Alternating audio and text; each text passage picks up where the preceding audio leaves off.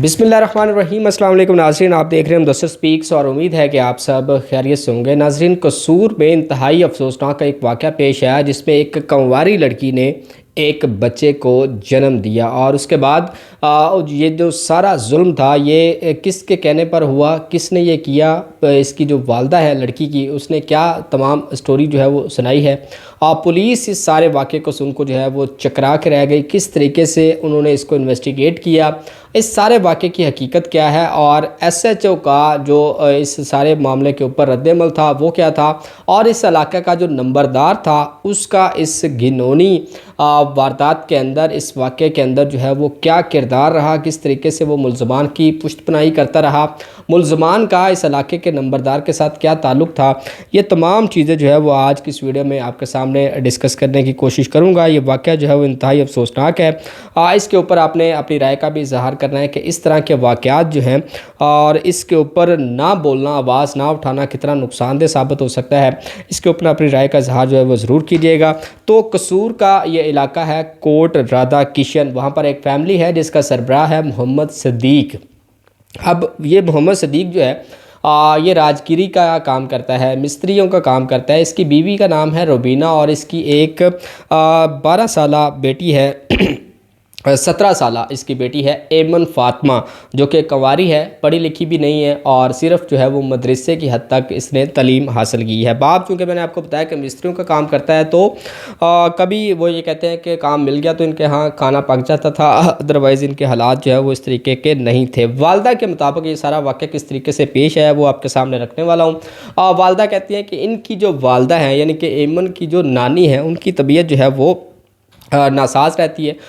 वो अपनी ज़िंदगी की आखिरी सांसें ले रही है। तो ये कहती हैं कि वो अपने माँ की तीमारदारी के लिए जो है वो पतों की के करीब एक गांव है वहाँ पर जाती रहती हैं और इसके जाने के बाद वो अपनी बेटी को अपने घर में रखती हैं और वो ये कहती हैं कि घर का ख्याल रखना, इनके जो एक दो जानवर हैं उनका ख्याल रखना, और वो उनकी नानों का जो है वो पता लेने के लिए जाती हैं, जिसके बाद वो वापस घर आ जाती हैं। लड़की वो इसकी वालदा का कहना है कि 2 लड़के बाइक पर आते हैं, एक का नाम है कफ़ायत और एक का नाम है अनायत। ये दोनों जो हैं इनके मोहल्लेदार ही हैं।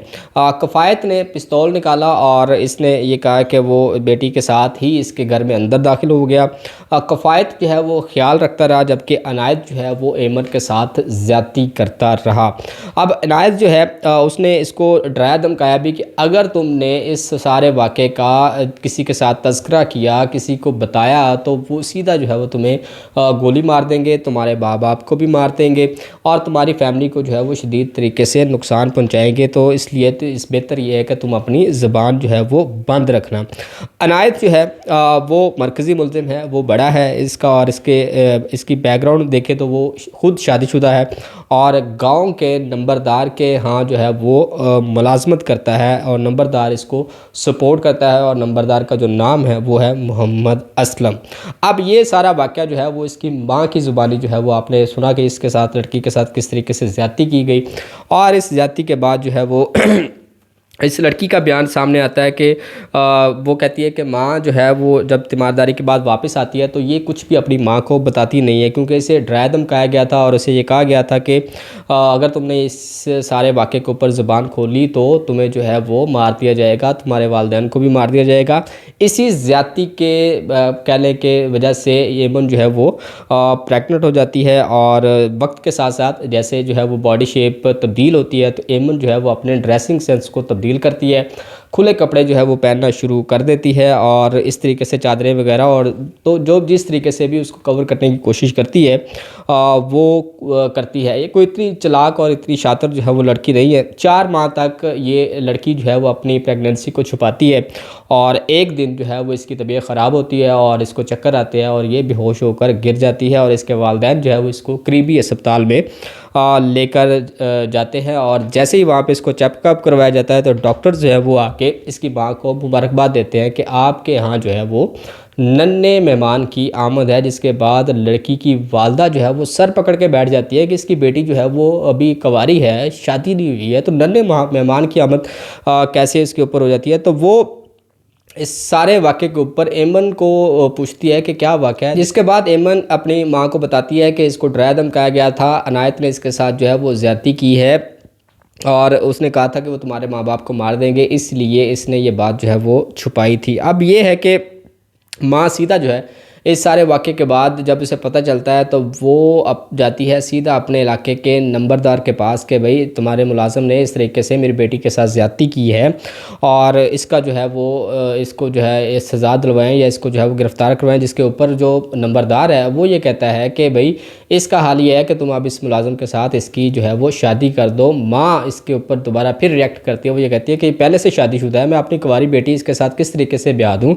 तो उसने जो है वो इसको सीधा सीधा आप कह लें कि मना करती है और ये कहती है कि वो इसके ख़िलाफ़ थाने में जाएंगी और इसके ख़िलाफ़ जो भी कानूनी चारा होगी वो करते हैं। तो इसके ऊपर नंबरदार ने ये कहा कि अगर तुमने थाने जाने की हिम्मत की या जुरत की तो फिर ये बात समझ लेना कि तुम्हारी ये लड़ाई जो है, ये जो जंग है वो इनायत के साथ नहीं है बल्कि इस गांव के नंबरदार के साथ है। तो अपना फ़ैसला जो है वो सोच समझ के करना। तो ये सारा वाक़या जो है वो इसके साथ पेश आया।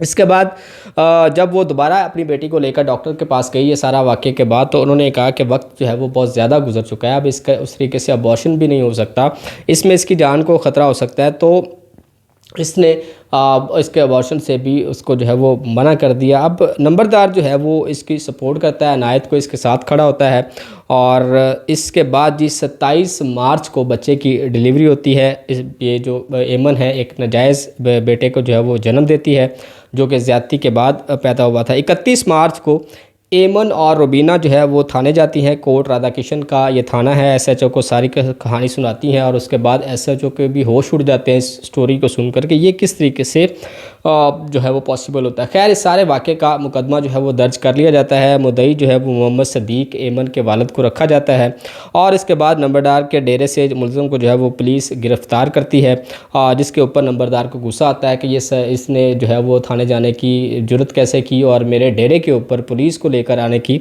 इसकी हिम्मत कैसे हुई। तो नंबरदार ने क्या किया कि इसकी लड़की की वालदा को, इसके वालिद को और लड़की को खुद जो है और बच्चे समेत इसको डेरे पर बुलाया और वहाँ पर गांव के सामने इन तमाम लोगों की जो है वो इंसल्ट की और इनके ऊपर जो है वो इल्ज़ाम लगाया इसकी वालदा के ऊपर कि ये धंधा करने वाली औरत है, ये अपनी बेटी से जो है वो धंधा करवाती है जिसके नतीजे में ये इसका जो है वो बेटा पैदा हुआ है और ये इसकी कमाई खाती है, लिहाजा इसको इस गांव में रहने का कोई हक़ नहीं है। और इन तमाम अफराद को जो है वो गालियां देता है, घर से निकालता है, इवन के गांव से भी इसको निकाल दिया जाता है। ये तमाम चीज़ें जो है वो इस वाक़े के अंदर सामने आई हैं। इसके बाद जी ये जो रुबीना है ये अपने बेटी के साथ, उसके बेटे के साथ अपने भाई के घर चले जाते हैं जो कि ख़ुद किराए पर हैं। 2 कमरों का ये घर है। एमन की डिलीवरी के बाद जिस्मानी हालत भी उस तरीके से ठीक नहीं थी, खूब रोना धोना करती है। खैर कोई भी इसके ऊपर जो है वो रद्द-ए-अमल नहीं करता। ये ख़बर मीडिया पर आती है तो इसके ऊपर जो है वो एक्शन लिया जाता है। नंबरदार के ख़िलाफ़ भी जो है वो एक्शन लिया जाता है और वो बाद में जब प्रेशर बढ़ता है सोशल मीडिया के ऊपर इस इशू का तो वो नंबरदार जो है वो अपने दोबारा इनको जो है वो गांव में रखने पर रज़ामंद हो जाता है और ये कहता है कि वो यहाँ पर आके अपनी फैमिली के साथ रह सकते हैं और वो गांव जाकर इसके लिए कोई भी मसले मसाइल या मुसीबत जो है वो नहीं आएगी। एमन से इस बारे में बात की गई तो क्या तुम आगे जो है वो शादी करोगी तो किस तरीके से बताओगी कि इसका ये बेटा है। तो उसने ये कहा कि वो ये कह देगी कि ये इसका निकाह हुआ था, उसके बाद इनका बच्चा पैदा हुआ और उसके बाद जो है वो इसको तलाक दे दी गई। तो उनसे सवाल किया गया कि निकाह नामा जो है वो कहाँ से लाओगी, कैसे पेश करोगी, क्योंकि निकाह तो तुम्हारा हुआ ही नहीं जी। तो आप ख़ुद इस बात से अंदाज़ा लगाएं कि इस लड़की को इतना जो है वो मालूम नहीं है कि इसके साथ कितना बड़ा जुल्म हो गया और जिस सोसाइटी में ये रहते हैं और जिस मुआशरे का ये हिस्सा है वहाँ पर लोग किस तरीके से रिएक्ट करते हैं। और इसकी अगली शादी के हवाले से जो है वो चीज़ें बहुत ज़्यादा ख़राब हो चुकी हैं। तो उसका ये कहना था कि वो अगली शादी करेगी तो ये एक जो है वो आप कह लेंगे वजह आगे पेश करेगी, लेकिन आपको भी पता है कि इस तरीके से इस वजह को एक्सेप्ट नहीं किया जाएगा और आने वाली ज़िंदगी में इसके लिए बहुत सारी मुसीबतें जो है वो आने वाली हैं। दुआ है कि कोई ना कोई अच्छा सबब जो है वो इस लड़की के लिए लगे। लेकिन इसमें एक इंतहाई ज़रूरी बात यह है कि जब भी कहीं पर भी किसी के साथ कोई जुल्म होता है तो बजाय इसके कि उसका मज़ीद आप नुकसान देखें, उससे बेहतर यह है कि उसके ऊपर बातचीत करें, उसको डिस्कस करें ताकि आप एक अगले बड़े नुकसान से जो है वो बच सके। अगर एमन ने वक्त पर बताया हुआ होता तो किसी ना किसी तरीके से मेडिकली इस चीज़ को जो है वो किया जा सकता था, जो कि नहीं करना चाहिए। पहली बात यह है कि जो इतना जुल्म, इतनी ज़्यादती हुई, यही नहीं होना चाहिए। तो उन मुलज़मान को तो इबरत का निशान बनाना ही बनाना चाहिए। लेकिन साथ साथ अगर इस बात को डिस्कस किया जाता तो इस जुल्म में थोड़ी सी कमी आ सकती थी। बहरहाल इस वाक़े के ऊपर अपनी राय का इज़हार ज़रूर कीजिएगा। आज के इस वीडियो के लिए इतना इजाज़त दीजिए। अल्लाह हाफ़िज़।